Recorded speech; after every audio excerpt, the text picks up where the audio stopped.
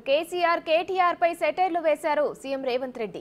కేసీఆర్ అసెంబ్లీకి రారని కేటీఆర్ ప్రకటిస్తే తర్వాత రోజే కేసీఆర్ సభలో వచ్చి కూర్చున్నారని, ఇద్దరి మాటలకు పొంతన లేదని ఎద్దేవా చేశారు.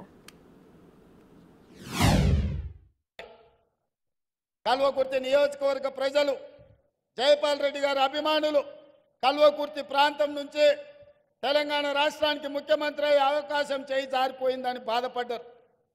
కానీ 10 సంవత్సరాల కాలక్రమంలో ఈ ప్రాంతం నుంచి ఒకనాడు కల్వకుర్తి నియోజకవర్గంలో భాగమైన మేడ్చల్ మండలంలో 2006 సంవత్సరంలో మీ అభిమానంతో మీరు గుండెల్లో పెట్టి చూసుకొని మీరు భుజాల మీద మోసి మొట్టమొదటిసారి జిల్లా పరిషత్ మెంబర్గా ఇండిపెండెంట్గా నన్ను గెలిపిస్తే ఆనాడు మేడ్చల్ మండలంలో మీరు నాటిన మొక్క ఈనాడు వృక్షమై తెలంగాణ రాష్ట్రానికి ముఖ్యమంత్రి మీ ముందు నిలబడ్డాడు. ఈ కల్వకుర్తి ప్రాంతం నుంచే మీ బిడ్డ ఈరోజు తెలంగాణ రాష్ట్రానికి ముఖ్యమంత్రి అయింది.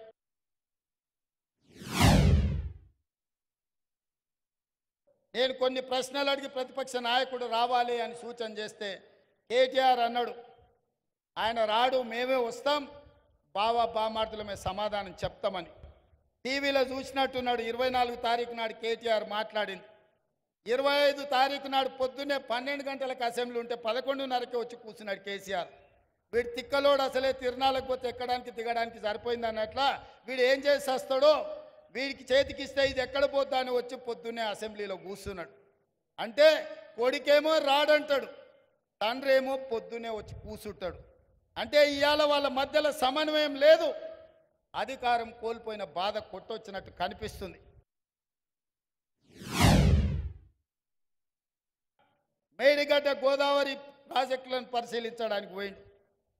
మా దగ్గర బాలయ్య అనే డ్రైవర్ ఉంటాడు. వాళ్ళ కొడుకు అక్కడ ఇక్కడ హడావిడిగా తిరుగుతున్నాడు. వాడు 10వ తరగతి పాస్ అయింది, కానీ వాడికి ఏందో ఈ తిరుగుళ్ళ అలవాటు. ఊరికే టీవీ చూస్తున్నాడు. కేటీఆర్ ఉన్నాడా సార్ అంటుండు. ఎందుకురా అంటే, సార్ కేటీఆర్ గారికి సెల్ఫీలు దిగుడు, సెల్ఫీ డబ్బా కొట్టుకున్నాడు అలవాటు.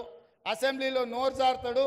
ఆడ మేడిగడ్డ గోదావరి జిల్లాల కాలు జారిండు అనుకో, అండ్లబడి కొట్టుకపోతే లేనిపోని పని అవుతుంది అన్నాడు. మరి ఏం చేయాలంటే ఇది కూడా కష్టమే సార్. ఆయన నీళ్ళలో కొట్టుకపోతేనేమో కుటుంబానికి విషాదం, బయటికి తీస్తేనేమో ఇది రాష్ట్రం మొత్తానికి విషాదం అవుతుంది. ఎందుకంటే ఈ తెలంగాణను తెగ నమ్ముకుంటారు వాళ్ళ కుటుంబం అని.